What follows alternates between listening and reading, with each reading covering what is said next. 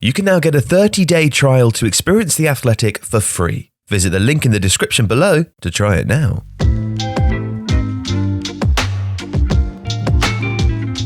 Sometimes the key tactical feature of a game is subtle. A decoy run made by a forward, a fullback playing higher than usual, or a winger drifting inside, which slowly builds pressure or creates chances that don't quite result in goals. And sometimes it's absolutely blatant, as it was in Germany's 4-2 victory over Portugal during the group stage of Euro 2020. Now, it's difficult to recall another top-level game being decided by such an obvious tactical ploy. Joachim Low kept his wing-backs high and wide, and Germany scored all 4 goals and had another one disallowed for a marginal offside in a very similar fashion.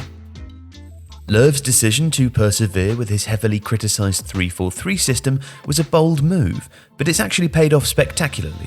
In Germany's loss to France in their tournament opener, there had been positive signs when Joshua Kimmich overlapped down the right when Robin Gosens stayed high and wide down the left.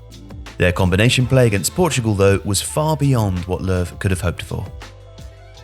While 3-4-3 on paper, in possession, Germany formed an extremely aggressive shape. It was a 3-2-5, and at times something more like a 1-4-5. With the 2 wide centre-backs, Antonio Rudiger and Matthias Ginter, spreading wide to almost become full-backs, and the 2 central midfielders, Toni Kroos and Ilkay Gundogan, remaining central ahead of Mats Hummels, effectively the sweeper. This provided Germany with a solid base to guard against Portuguese counter-attacks, which, with the exception of Cristiano Ronaldo's opener, which originated at an attacking set-piece, they largely prevented. Further up the pitch, this allowed Germany to push their wing-backs forward and form a front 5. The wing-backs were often the most advanced players, along with centre-forward Serge Gnabry, who offered runs in behind.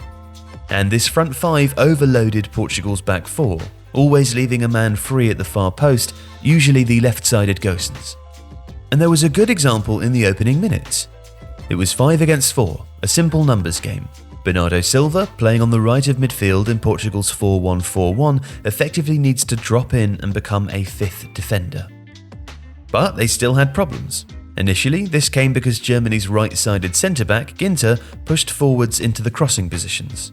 This ball to the far post was converted spectacularly by Gosens, although it was disallowed for offside. But Ginter kept on attacking, and Germany's build-up play concentrated down the near side. That meant then that the spare player in Germany's front 5 was always Gosens at the far post. Here's another example, taken from the 8th minute, of Gosens and a huge amount of space on the outside of Nelson Semedo, with Kimmich switching the play to him. And another situation, with Hummels this time playing a diagonal out to Gosens. The most notable aspect is the positioning of Germany's front 3. Gnabry is occupying both centre-backs, while Kai Havertz and Thomas Müller are perfectly positioned in the channels, ensuring that Portugal's fullbacks are narrow and unable to defend the flanks properly. And here's a further example of how they were dragged inside and then unable to defend on the outside. Hummels is shown in possession, and Portugal left-back Rafael Guerreiro is concentrating on Havertz in the channel. Hummels, though, dinks the ball to Kimmich on the near side. Guerreiro desperately tries to cut out the pass, but ultimately his starting position was slightly too narrow and Kimmich is in behind him. And then, of course, came the goals, which all came directly from Germany's obvious game plan. For the equaliser, Kimmich received the ball on the right, again spotting Gosens free at the far post, switched the play, and Gosens' volleyed cross shot bounces in off Ruben Dias. The second goal was almost the reverse. This time it was Kimmich free on the near side. Müller took 2 attempts to float the ball towards him, and then Kimmich was free at the far post, and his ball across resulted in another own goal. It was alarming that a coach as experienced as Fernando Santos had no solution whatsoever to Germany's dominance down the flanks. This was not a surprise system. Löw continued with the shape and starting 11 from Germany's opening game, and yet Santos had no response. Sides struggling so desperately to track opposition wingbacks often end up switching to a 5-man defence themselves, but it's difficult to recall Santos ever using that system with Portugal, and he continued with the back 4 throughout.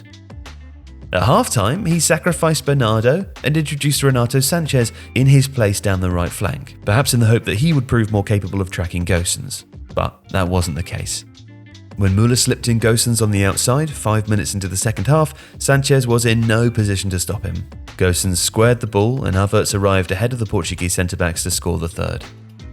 Sanchez clearly couldn't stem the flow, so Santos' next attempt to fix the issue was Rafa Silva, who also proved unable to cope with Goossens' attacking quality. Goossens is good in the air, and so while Silva did a better job of tracking his runs, he still wasn't in a position to stop him heading home the fourth. It came, of course, from another Kimmich cross. But this wasn't really about Bernardo's lack of tracking, Sanchez's lack of tracking, or Silva's lack of tracking. It was about the system, and one which has changed the face of a rejuvenated Germany. If you like this video, please subscribe to Tifo to help us reach 1 million subscribers. The Athletic brings you the best sports journalism in the world in a personalised experience, connecting you with the stories and teams that you care about the most. There's coverage of 13 sports, plus direct access to world-class journalists through live Q&As, discussions and podcasts. Not to mention, it's all ad-free. And you can try it now for free for 30 days by clicking the link in the description.